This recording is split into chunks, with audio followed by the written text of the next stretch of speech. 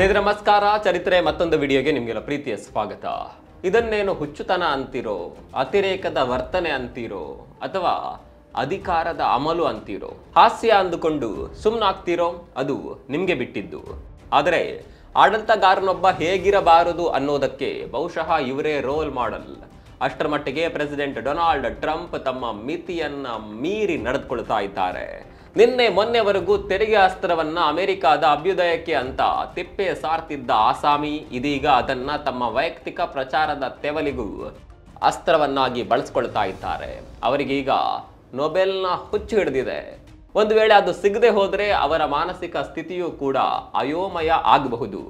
ಅನೇಕರಿಗೆ ಈ ಸುದ್ದಿ ಫೇಕ್ ಅನಿಸಬಹುದು ಅಥವಾ ಟ್ರೋಲ್ ಅಂತ ಭಾವಿಸಲೂಬಹುದು. ಆದರೆ ಅಸಲಿ ವಿಚಾರ ಅಂದ್ರೆ ಇಂಥದ್ದೊಂದು ಸುದ್ದಿ ಅಂತಾರಾಷ್ಟ್ರೀಯ ಮಟ್ಟದ ಮೇನ್ ಸ್ಟ್ರೀಮ್ ಮೀಡಿಯಾಗಳಲ್ಲೇ ಬರ್ತಾ ಇದೆ. ಭಾರತೀಯ ಮಾಧ್ಯಮಗಳು ಕೂಡ ಇದನ್ನ ಹೈಲೈಟ್ ಮಾಡಿವೆ. ಸುದ್ದಿ ಏನಪ್ಪಾ ಅಂದ್ರೆ, ನಮ್ಮ ಟ್ರಂಪ್ ಸಾಹೇಬ್ರು ಇದೀಗ ನೊಬೆಲ್ ಪ್ರೈಸ್ ನೀಡುವ ನಾರ್ವೆ ದೇಶಕ್ಕೆ ಬ್ಲ್ಯಾಕ್ ಮೇಲ್ ಮಾಡಲು ಪ್ರಾರಂಭಿಸಿದ್ದಾರೆ. ನೊಬೆಲ್ ನೀಡಿ ಇಲ್ಲವೇ ತೆರಿಗೆ ಬರೆ ಹಾಕಿಸಿಕೊಳ್ಳಿ ಅಂತ ಟ್ರಂಪ್ ನಾರ್ವೆಗೆ ನಯವಾಗಿಯೇ ವಾರ್ನ್ ಮಾಡಿದ್ದಾರಂತೆ. ಯಾವುದೇ ಪೂರ್ವ ನಿರ್ಧರಿತ ಕರೆ ಆಗದೆ ದಿಢೀರಂತ ಇಂಥದ್ದೊಂದು ಕರೆಯನ್ನ ಟ್ರಂಪ್ ಮಾಡಿದ್ದಾರೆ ಅಂತ ಹೇಳಲಾಗ್ತಾ ಇದೆ. ನಾರ್ವೆ ಹಣಕಾಸು ಸಚಿವರು ವಾಕ್ ಮಾಡುವ ಸಮಯದಲ್ಲಿ ಈ ಸಂಭಾಷಣೆ ನಡೆದಿದೆಯಂತೆ. ಮೊದಲು ತೆರಿಗೆ ವಿಚಾರವನ್ನ ಪ್ರಸ್ತಾಪಿಸಿ ಬಳಿಕ ನೊಬೆಲ್ ವಿಷಯವನ್ನ ಟ್ರಂಪ್ ಪ್ರಸ್ತಾಪಿಸಿದ್ರು ಅಂತ ಹೇಳಲಾಗುತ್ತೆ. ಈಗಾಗಲೇ ನೊಬೆಲ್ ಪ್ರಶಸ್ತಿ ತನ್ನ ಮಹತ್ವ ಕಳೆದುಕೊಂಡು ವರ್ಷಗಳೇ ಉರುಳಿವೆ. ಅದರಲ್ಲೂ ನೊಬೆಲ್ ಶಾಂತಿ ಪುರಸ್ಕಾರವಂತೂ ನಮ್ಮಲ್ಲಿ ಕೆಲ ಸಂಘಟನೆಗಳು, ವಾಹಿನಿಗಳು ಹಣ ಪಡೆದು ನೀಡುವ ಬಿರುದು ಬಾವಲಿಗಳಿಗಿಂತಲೂ ಕಡೆಯಾಗಿದೆ. ರಾಜಕೀಯ ಪ್ರೇರಿತವಾಗಿ ನೀಡಲಾಗುವ ನೊಬೆಲ್ ಪ್ರಶಸ್ತಿಗೆ ಈಗ ಟ್ರಂಪ್ ಲಾಬಿ ನಡೆಸಿದ್ದಾರೆ. ಒಂದು ವೇಳೆ ಅದನ್ನು ಅವರಿಗೆ ಕೊಟ್ಟರು ಅಂತಹ ದೊಡ್ಡ ಮರ್ಯಾದೆ ಪ್ರಶಸ್ತಿಗೂ ಕೂಡ ಸಿಗೋದಿಲ್ಲ, ಪಡೆದುಕೊಂಡವರಿಗೂ ಸಿಗೋದಿಲ್ಲ. ಇಂದಿನ ಈ ವಿಡಿಯೋದಲ್ಲಿ ಟ್ರಂಪ್ ಅವರ ಈ ನೊಬೆಲ್ ಹುಚ್ಚಾಟದ ಬಗ್ಗೆ ಕೊಂಚ ವಿವರವಾಗಿ ನೋಡೋಣ.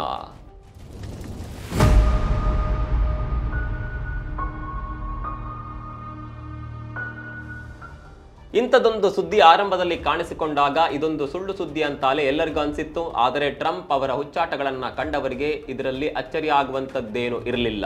ಕಾರಣ ಕಳೆದ 4-5 ತಿಂಗಳುಗಳಲ್ಲಿ ಅಮೆರಿಕ ಅಧ್ಯಕ್ಷರು ಮಾಡಬಾರದ ಎಡವಟ್ಟುಗಳನ್ನೆಲ್ಲ ಮಾಡಿದ್ದಾರೆ. ಜಗತ್ತಿಗೆ ತಾನೊಬ್ಬನೇ ದಂಡನಾಯಕ ಅನ್ನುವ ರೀತಿಯಲ್ಲೇ ವರ್ತಿಸುತ್ತಿದ್ದಾರೆ. ಈಗ ವಿಷಯಕ್ಕೆ ಬರೋಣ. ಟ್ರಂಪ್ ಸಾಹೇಬ್ರು ಏಕಾಏಕಿ ನಾರ್ವೆಗೂ ಸುಂಕಾಸ್ತ್ರದ ಬ್ಲ್ಯಾಕ್ ಮೇಲ್ ಬಾಣ ಬಿಟ್ಟಿದ್ದಾರೆ. ತೆರಿಗೆ ಟ್ಯಾರಿಫ್ ವಿಚಾರವನ್ನ ಮಾತನಾಡುವ ನೆಪದಲ್ಲಿ ತಮ್ಮ ನೊಬೆಲ್ ಶಾಂತಿಯ ಮನದಿಂಗಿತವನ್ನ ವ್ಯಕ್ತಪಡಿಸಿದ್ದಾರೆ ಅಂತ ಹೇಳಲಾಗ್ತಾ ಇದೆ. ಅಂದಹಾಗೆ ನಾರ್ವೆಯ ಹಣಕಾಸು ಸಚಿವ ಜೆನ್ಸ್ ಸ್ಟೋಲ್ಟೆನ್ಬರ್ಗ್ ಜೊತೆ ಟ್ರಂಪ್ ಫೋನ್ ಸಂಭಾಷಣೆ ನಡೆಸಿದ್ದಾರೆ. ಈ ಕುರಿತು ಯಾವುದೇ ಪೂರ್ವ ನಿರ್ಧರಿತ ಸಮಯ ನಿಗದಿ ಆಗದೆ ದಿಢೀರಂತ ಕರೆ ಮಾಡಿ ಮಾತನಾಡಿದ್ದಾರೆ. ವಿಚಿತ್ರ ಅಂದ್ರೆ ಜೆನ್ಸ್ ಸ್ಟೋಲ್ಟೆನ್ಬರ್ಗ್ ಓಸ್ಲೋದಲ್ಲಿ ಬೀದಿಯಲ್ಲಿ ನಡೆದುಕೊಂಡು ಹೋಗ್ತಾ ಇದ್ರು. ಆ ವೇಳೆ ಟ್ರಂಪ್ ಇದ್ದಕ್ಕಿದ್ದಂತೆ ಕರೆ ಮಾಡಿದ್ರು ಅಂತ ನಾರ್ವೆಯ ಪತ್ರಿಕೆಯೊಂದು ಉಲ್ಲೇಖಿಸಿದೆ.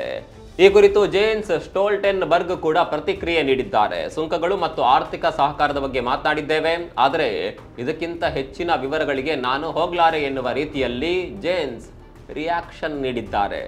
ಇದು ಹಲವು ಇಶಾರೆಗಳಿಗೆ ಕಾರಣವಾಗಿದೆ. ಅಸಲಿಗೆ ಫೋನ್ ಸಂಭಾಷಣೆ ವೇಳೆ ಸುಂಕದ ವಿಚಾರ ನೆಪವಾಗಿತ್ತು. ಪ್ರಧಾನವಾಗಿ ನೊಬೆಲ್ ಶಾಂತಿ ಪುರಸ್ಕಾರದ ವಿಷಯವೇ ಮುಖ್ಯವಾಗಿ ಪ್ರಸ್ತಾಪವಾಯಿತು ಅಂತ ನಾರ್ವೆಯ ಪತ್ರಿಕೆ ವರದಿ ಮಾಡಿದೆ. ಸಂಭಾಷಣೆ ವೇಳೆ ಖುದ್ದು ತಮ್ಮ ಸಾಧನೆಯನ್ನ ಟ್ರಂಪ್ ತೋರಿಸಿಕೊಂಡಿದ್ದಾರಂತೆ. ನಾನು ಭಾರತ, ಪಾಕಿಸ್ತಾನ ಹಾಗೂ ಕಾಂಬೋಡಿಯಾ, ಥೈಲ್ಯಾಂಡ್ ಹೀಗೆ ಅನೇಕ ದೇಶಗಳ ನಡುವಿನ ಯುದ್ಧವನ್ನ ನಿಲ್ಲಿಸಿದ್ದೇನೆ. ಜೊತೆಗೆ ಇಸ್ರೇಲ್, ಕಾಂಬೋಡಿಯಾ ಮತ್ತು ಪಾಕಿಸ್ತಾನ ದೇಶಗಳು ನೊಬೆಲ್ ಶಾಂತಿ ಪ್ರಶಸ್ತಿಗಾಗಿ ತಮ್ಮನ್ನೇ ನಾಮನಿರ್ದೇಶನ ಮಾಡಿವೆ ಅನ್ನೋದನ್ನ ನಾರ್ವೆ ಹಣಕಾಸು ಸಚಿವರ ಗಮನಕ್ಕೆ ತಂದಿದ್ದಾರೆ ಅಂತ ಹೇಳಲಾಗ್ತಾ ಇದೆ. ಒಂದು ವೇಳೆ ತಮಗೆ ನೊಬೆಲ್ ಪುರಸ್ಕಾರ ನೀಡದಿದ್ರೆ ಮುಂದಿನ ದಿನಗಳಲ್ಲಿ ನಾರ್ವೆ ಮೇಲೆ 15% ಆಮದು ತೆರಿಗೆ ಹಾಕಬೇಕಾಗಬಹುದು. ಯಾವುದಕ್ಕೂ ಸಜ್ಜಾಗಿರಿ ಅನ್ನುವ ರೀತಿಯಲ್ಲೇ ಟ್ರಂಪ್ ಮಾತನಾಡಿದ್ದಾರೆ ಅಂತ ಹೇಳಲಾಗ್ತಾ ಇದೆ. ಸ್ನೇಹಿತರೆ, ಟ್ರಂಪ್ ಅವರ ನೊಬೆಲ್ ಹಪಾಹಪಿ ಇದೇ ಮೊದಲ ಬಾರಿ ಏನೋ ಸಾರ್ವಜನಿಕವಾಗಿ ವ್ಯಕ್ತವಾಗ್ತಿಲ್ಲ. ಅವರ ಪೊಲಿಟಿಕಲ್ ಕರಿಯರ್ನಲ್ಲಿ ನೊಬೆಲ್ ಎನ್ನುವುದು ರಾತ್ರಿ ಕನಸಿನಂತೆ ಸದಾ ಅವರನ್ನ ಕಾಡುತ್ತಲೇ ಇರುತ್ತದೆ. ತಮ್ಮ ಮೊದಲ ಅಧಿಕಾರಾವಧಿ ಸಂದರ್ಭದಲ್ಲೂ ಕೂಡ ಟ್ರಂಪ್ ನೊಬೆಲ್ ಪ್ರಶಸ್ತಿಗಾಗಿ ಸಾಮಾಜಿಕ ಮಾಧ್ಯಮಗಳ ಮೂಲಕ ಒತ್ತಾಯಿಸಿದ್ದರು. ಇದು ಸಾಲದೆಂಬಂತೆ ಅಕ್ಟೋಬರ್ 2024ರ ಅಧ್ಯಕ್ಷೀಯ ಚುನಾವಣಾ ಪ್ರಚಾರದ ಸಮಯದಲ್ಲೂ ಟ್ರಂಪ್ ಇದೇ ವಿಷಯ ಪ್ರಸ್ತಾಪಿಸಿದ್ರು. ಮಾಜಿ ಅಧ್ಯಕ್ಷ ಬರಾಕ್ ಒಬಾಮಾ ಜಾಗತಿಕ ಶಾಂತಿಗಾಗಿ ಏನನ್ನೂ ಕೂಡ ಮಾಡಿರಲಿಲ್ಲ. ಹೀಗಿದ್ರು ಅವರಿಗೆ ನೊಬೆಲ್ ಪ್ರಶಸ್ತಿ ನೀಡಲಾಗಿತ್ತು. ನನ್ನ ಹೆಸರಿನ ಮುಂದೆ ಟ್ರಂಪ್ ಬದಲಾಗಿ ಒಬಾಮಾ ಅಂತ ಇದ್ದಿದ್ರೆ ಇಷ್ಟೊತ್ತಿಗೆ ತಮಗೆ ನೊಬೆಲ್ ಬರ್ತಾ ಇತ್ತು ಅಂತ ಟ್ರಂಪ್ ಆ ವೇಳೆ ವ್ಯಂಗ್ಯವಾಗಿ ಹರಿಹಾಯ್ದಿದ್ದರು. ಆದರೆ ಇದೀಗ ಟ್ರಂಪ್ ಅದನ್ನು ಕೂಡ ಮೀರಿ ಬೆದರಿಕೆಯ ಮಟ್ಟಕ್ಕೆ ಬಂದು ನಿಂತಿದ್ದಾರೆ. ಸ್ನೇಹಿತರೆ, ಕಳೆದ ಕೆಲವು ತಿಂಗಳುಗಳಿಂದ ಈ ಪ್ರತಿಷ್ಠಿತ ಪ್ರಶಸ್ತಿಯನ್ನ ಪಡೆಯುವ ಅವರ ಬಯಕೆ ಹುಚ್ಚುತನದ ರೀತಿಯಲ್ಲಿ ತೀವ್ರವಾಗಿ ಬೆಳೆದಿದೆ.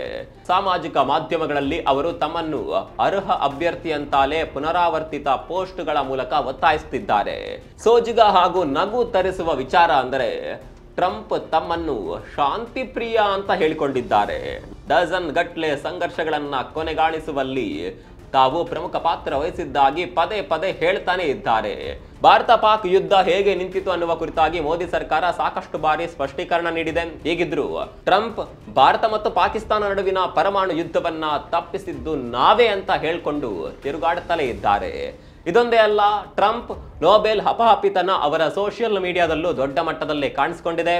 ಕಳೆದ ಜೂನ್ನಲ್ಲಿ ಟ್ರುತ್ ಸೋಷಿಯಲ್ನಲ್ಲಿ ಅವರೇ ಬರೆದುಕೊಂಡಿದ್ದ ಪದಗಳು ಟ್ರಂಪ್ ಅವರ ನೊಬೆಲ್ ಬಯಕೆ ಯಾವ ಮಟ್ಟಿಗೆ ಇದೆ ಅನ್ನೋದನ್ನ ಬಯಲಿಗೆ ತಂದಿತ್ತು.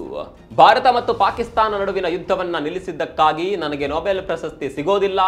ಸರ್ಬಿಯಾ ಮತ್ತು ಕೊಸಾವೋ ನಡುವಿನ ಯುದ್ಧವನ್ನ ನಿಲ್ಲಿಸಿದ್ದಕ್ಕಾಗಿ ನನಗೆ ನೊಬೆಲ್ ಪ್ರಶಸ್ತಿ ಸಿಗುವುದಿಲ್ಲ. ಈಜಿಪ್ಟ್ ಮತ್ತು ಇಥಿಯೋಪಿಯಾ ನಡುವೆ ಶಾಂತಿಯನ್ನ ಕಾಪಾಡಿದ್ದಕ್ಕಾಗಿ ನನಗೆ ನೊಬೆಲ್ ಪ್ರಶಸ್ತಿ ಸಿಗುವುದಿಲ್ಲ. ಮತ್ತು ಮಧ್ಯಪ್ರಾಚ್ಯದಲ್ಲಿ ಅಬ್ರಾಹಂ ಒಪ್ಪಂದಗಳನ್ನ ಮಾಡಿದ್ದಕ್ಕಾಗಿ ನನಗೆ ನೊಬೆಲ್ ಶಾಂತಿ ಪ್ರಶಸ್ತಿ ಸಿಗೋದಿಲ್ಲ. ರಷ್ಯಾ, ಉಕ್ರೇನ್ ಮತ್ತು ಇಸ್ರೇಲ್ ಇರಾನ್ ಯುದ್ಧದ ಫಲಿತಾಂಶಗಳು ಏನೇ ಇರಲಿ, ನಾನು ಏನೇ ಮಾಡಿದ್ರು ನನಗೆ ನೊಬೆಲ್ ಶಾಂತಿ ಪ್ರಶಸ್ತಿಗಳು ಸಿಗೋದಿಲ್ಲ. ಆದರೆ ಜನರಿಗೆ ಸತ್ಯ ತಿಳಿದಿದೆ ಮತ್ತು ಅದು ನನಗೆ ಮುಖ್ಯ. ಹೀಗಂತ ಟ್ರಂಪ್ ತಮ್ಮ ಟ್ರುತ್ ಸೋಷಿಯಲ್ ಮೀಡಿಯಾದಲ್ಲಿ ಬರೆದುಕೊಂಡಿದ್ರು. ಅಸಲಿಗೆ ಇಲ್ಲಿ ತಾವು ಬೇರೆ ಎಲ್ಲರಿಗಿಂತ ಅರ್ಹರು ಅನ್ನೋದನ್ನ ಈ ಪೋಸ್ಟ್ ಮೂಲಕ ಒತ್ತಿ ಹೇಳುವ ಪ್ರಯತ್ನ ಮಾಡಿದ್ದರು.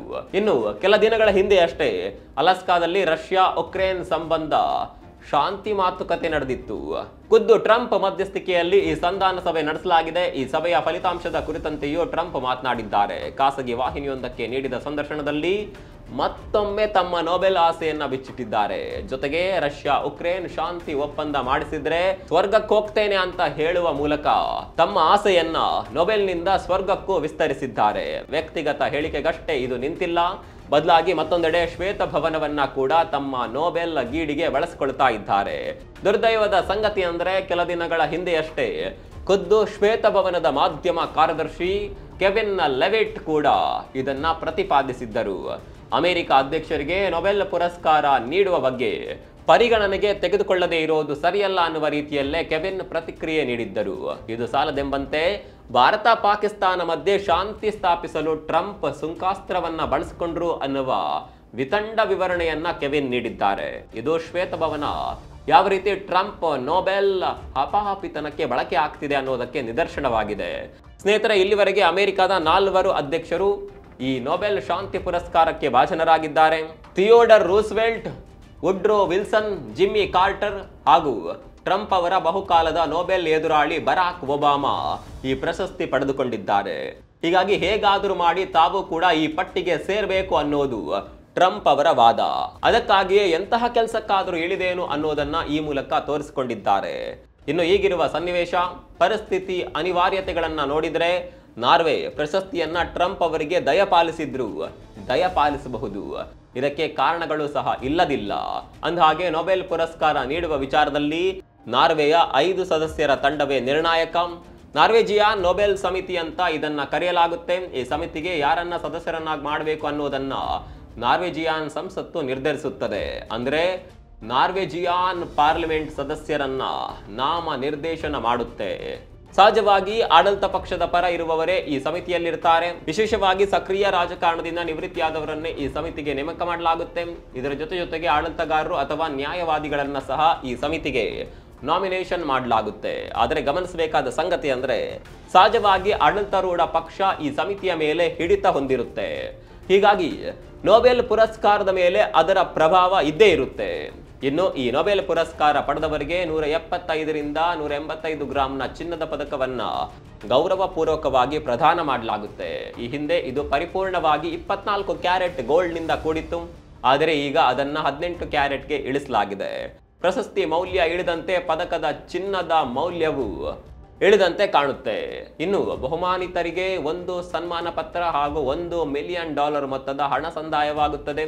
ಇದೆಲ್ಲದಕ್ಕಿಂತ ಹೆಚ್ಚಾಗಿ ಈ ಪ್ರಶಸ್ತಿಯಿಂದ ಜಾಗತಿಕವಾಗಿ ಗುರುತಿಸಲ್ಪಡ್ತಾರೆ, ಗೌರವಾಧಾರಗಳನ್ನ ಪಡೆಯುತ್ತಾರೆ ಅಂತ ಅಂದುಕೊಳ್ಳಲಾಗಿದೆ.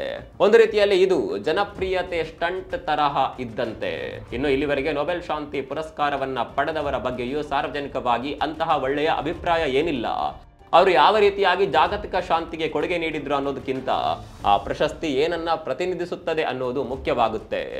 ಈ ಹಿಂದೆ ಕೇವಲ 17 ವರ್ಷ ವಯಸ್ಸಿನ ಮಲಾಲಾ ಯೂಸುಫ್ ಎಂಬ ಪಾಕಿಸ್ತಾನದ ಬಾಲೆಗೆ ನೊಬೆಲ್ ಶಾಂತಿ ಪುರಸ್ಕಾರ ನೀಡಲಾಗಿದೆ. ನಿಜಕ್ಕೂ ಇಷ್ಟು ಕಡಿಮೆ ವಯಸ್ಸಿನಲ್ಲಿ ಮಲಾಲಾ ಅದ್ಯಾವ ವಿಶ್ವದ ಸಮಸ್ಯೆಯನ್ನ ಬಗೆಹರಿಸಿದ್ರು ಅನ್ನುವ ಚರ್ಚೆಗಳು ಕೂಡ ನಡೆದಿತ್ತು. ಇನ್ನು ಬಾಕಿ ಪುರಸ್ಕೃತರು ಸಹ ಇಂಥವರೇ ಇದ್ದಾರೆ. ವಿಶೇಷ ಅಂದರೆ ಈ ಪ್ರಶಸ್ತಿ ಮಾನದಂಡಗಳು ರಾಜಕೀಯವಾಗಿಯೇ ನಿರ್ಧರಿತವಾಗುತ್ತೆ. ಸೈದ್ಧಾಂತಿಕವಾಗಿ ಭಿನ್ನತೆ ಇರುವವರನ್ನೇ ಈ ಪ್ರಶಸ್ತಿಗೆ ಹುಡುಕಿ ಆಯ್ಕೆ ಮಾಡಲಾಗುತ್ತೆ. ಆಯಾ ರಾಷ್ಟ್ರಗಳಲ್ಲಿ ಆಳುವ ಸರ್ಕಾರಗಳನ್ನ ಸದಾ ಟೀಕಿಸುವ ವ್ಯಕ್ತಿಗಳನ್ನ ಹುಡುಕಲಾಗುತ್ತೆ. ಇತ್ತೀಚಿನ ವರ್ಷಗಳಲ್ಲಂತೂ ಪೊಲಿಟಿಕಲಿ ಮೋಟಿವೇಟೆಡ್ ಆಯ್ಕೆಗಳೇ ಹೆಚ್ಚಿವೆ. ಅದು ಫಿಲಿಪೈನ್ಸ್ನ ಮರಿಯಾ ರೆಸ್ಸಾ ಇರಬಹುದು, ರಷ್ಯಾದ ಡೈಮೆಟ್ರಿ ಮುರಾತೋವ್ ಇರಬಹುದು, ಹಾಗೆ ಬೆಲಾರಸ್ನ ಅಲೇಸ್ ಬೈಲಿಯಾತಾಸಕಿ ಇರಬಹುದು. ಇವರೆಲ್ಲರೂ ಆ ರಾಷ್ಟ್ರಗಳಲ್ಲಿ ಸರ್ಕಾರಗಳ ಕಟು ಟೀಕಾಕಾರರಾಗಿದ್ದರು. ಇನ್ನು ಫ್ರೀಡಮ್ ಆಫ್ ಸ್ಪೀಚ್ ಹೆಸರಿನಲ್ಲಿ ಹೆಸರೇ ತಿಳಿಯದ ಸಂಸ್ಥೆಯೊಂದಕ್ಕೆ ಪುರಸ್ಕಾರ ನೀಡಲಾಗಿದೆ. ಇದೆಲ್ಲವನ್ನ ಗಮನಿಸಿದ್ರೆ ಒಂದು ಅಂಶ ಸ್ಪಷ್ಟವಾಗುತ್ತೆ. ಯುರೋಪಿಯನ್ ಥಾಟ್ ಪ್ರೊಸೆಸ್ಗೆ ಸರಿಹೊಂದುವ ವ್ಯಕ್ತಿಗಳನ್ನೇ ಈ ಪ್ರಶಸ್ತಿಗೆ ಆಯ್ಕೆ ಮಾಡಲಾಗುತ್ತೆ ಅನ್ನೋದು ನಿಜ ಎನಿಸುತ್ತೆ. ಸ್ನೇಹಿತರೆ, ಇಷ್ಟೆಲ್ಲ ಲೂಪೋಲ್ಸ್ ಇರುವ ನೊಬೆಲ್ ಪುರಸ್ಕಾರದ ಹಿಂದೆ ಟ್ರಂಪ್ ಸಾಹೇಬ್ರು ಅದ್ಯಾಕೆ ಬಿದ್ದಿದ್ದಾರೋ ಅವರೇ ಹೇಳಬೇಕು. ಈಗಾಗಲೇ ಈ ಪ್ರಶಸ್ತಿ ಜಾಗತಿಕವಾಗಿ ಮನ್ನಣೆ ಕಳೆದುಕೊಂಡಿದೆ. ಆದರೂ ಟ್ರಂಪ್ ಇದರ ಹಿಂದೆ ಓಡುತ್ತಿದ್ದಾರೆ. ಅವರು ಮನಸ್ಸು ಮಾಡಿದ್ರೆ ಜಾಗತಿಕ ಇತಿಹಾಸದಲ್ಲಿ ನೆಲೆ ನಿಲ್ಲುವಂತ ಅವಕಾಶ ಇದೆ. ರಾಜಕೀಯ ಅಧಿಕಾರವನ್ನ ಬಳಸಿಕೊಂಡು ಅಭಿವೃದ್ಧಿಶೀಲ ದೇಶಗಳನ್ನ ಮೇಲೆತ್ತಬೇಕಿದೆ. ಅದು ಬಿಟ್ಟು ಪ್ರಚಾರದ ತೆವಲಿಗೆ ಈ ರೀತಿಯಾದ ನೊಬೆಲ್ ಗೀಳು ಬೆಳೆಸಿಕೊಂಡಿರುವುದು ವ್ಯವಸ್ಥೆಯ ದುರಂತ. ಇಲ್ಲಿವರೆಗೆ ಅಮೆರಿಕ ಇತಿಹಾಸದಲ್ಲಿ ಟ್ರಂಪ್ ರೀತಿ ಯಾರು ಕೂಡ ನಡೆದುಕೊಂಡಿರಲಿಲ್ಲ. ಅಲ್ಲಿ ಅಧ್ಯಕ್ಷರಿಗೆ ಒಂದು ತೂಕವಿರ್ತಾ ಇತ್ತು. ಅವರು ಮಾತನಾಡಿದ್ರೆ ಇಡೀ ಜಗತ್ತು ಆ ಕ್ಷಣಕ್ಕಾದರೂ ಗಮನವಿಟ್ಟು ಕೇಳ್ತಾ ಇತ್ತು. ಆದರೆ ಈಗ ಟ್ರಂಪ್ ತಮ್ಮ ಅಧಿಕಾರ ಕಾಲದಲ್ಲಿ ಅದೆಲ್ಲವನ್ನ ಹಾಳು ಮಾಡ್ತಾ ಇದ್ದಾರೆ. ಅದರಲ್ಲೂ ತೃತೀಯ ಜಗತ್ತಿನ ರಾಷ್ಟ್ರಗಳನ್ನ ಅವರು ಎದುರು ಹಾಕಿಕೊಳ್ಳುತ್ತಿರುವ ಪರಿ ನೋಡಿದ್ರೆ ಭವಿಷ್ಯ ಮಂಕಾಗಿದೆ. ಸದ್ಯ ಅಮೆರಿಕವನ್ನ ಮಾಲ್ಡೀವ್ಸ್ನಂತಹ ಸಣ್ಣ ರಾಷ್ಟ್ರವೂ ಕೂಡ ನಂಬಲು ರೆಡಿ ಇಲ್ಲ. ಭಾರತದ ವಿಚಾರದಲ್ಲಂತೂ ಅವರು ಮಾಡುತ್ತಿರುವ ಎಡವಟ್ಟುಗಳು ದೂರಗಾಮಿ ಪರಿಣಾಮ ಬೀರಲಿವೆ. ಖುದ್ದು ಅಮೆರಿಕ ಆಡಳಿತಗಾರರೇ ಟ್ರಂಪ್ರನ್ನ ಹಲವು ಟೀಕೆಗಳ ಮೂಲಕ ಎಚ್ಚರಿಸುತ್ತಿದ್ದಾರೆ. ವಿಶ್ವಸಂಸ್ಥೆಯ ಮಾಜಿ ರಾಯಭಾರಿ ನಿಕ್ಕಿ ಹ್ಯಾಲಿ ಭಾರತವನ್ನ ಬದಿಗಿಟ್ಟರೆ ಅಮೆರಿಕ ಚೀನಾವನ್ನ ಎದುರಿಸಲು ಸಾಧ್ಯವಿಲ್ಲ ಅಂತ ಹೇಳಿದ್ದಾರೆ. ಈ ಕುರಿತು ಟ್ರಂಪ್ರಿಗೆ ಸಲಹೆಯನ್ನ ಕೂಡ ನೀಡಿದ್ದಾರೆ. ಈಗಿನ ಸಂದರ್ಭದಲ್ಲಿ ಭಾರತದೊಂದಿಗಿನ ವ್ಯಾಪಾರ ಸಂಬಂಧದಲ್ಲಿ ಬಿರುಕು ಉಂಟಾಗದಂತೆ ನೋಡ್ಕೊಳ್ಳಿ ಅಂತ ಅವರು ಖಡಕ್ ಆಗಿಯೇ ಹೇಳಿದ್ದಾರೆ. ಒಟ್ಟಿನಲ್ಲಿ ವಿಶ್ವದ ದೊಡ್ಡಣ್ಣ ಅಂತ ಕರೆಸಿಕೊಳ್ಳುವ ಅಮೆರಿಕದ ಮರ್ಯಾದೆಯನ್ನ ಟ್ರಂಪ್ ಬೀದಿಯಲ್ಲಿ ಹರಾಜು ಹಾಕ್ತಾ ಇದ್ದಾರೆ. ಒಬ್ಬ ಅಧ್ಯಕ್ಷರಿಗಿರಬೇಕಾದ ಗಾಂಭೀರ್ಯತೆಯೇ ಅವರಿಗೆ ಬರ್ತಾ ಇಲ್ಲ. ನೊಬೆಲ್ ವಿಚಾರದಲ್ಲಿ ಅವರ ಸಣ್ಣತನ ಹಾಸ್ಯಕ್ಕೆ ವಸ್ತುವಾಗಿದೆ. ಅಮೆರಿಕ ಅಧ್ಯಕ್ಷ ಟ್ರಂಪ್ರ ಈ ನೊಬೆಲ್ ಗೇಳಿನ ಬಗ್ಗೆ ನಿಮ್ಗೆ ಏನನ್ಸುತ್ತೆ? ಕಾಮೆಂಟ್ ಮಾಡಿ. ಮತ್ತೊಂದು ವಿಡಿಯೋದಲ್ಲಿ ಸಿಗೋಣ. ಅಲ್ಲಿವರೆಗೂ ನಮಸ್ಕಾರ.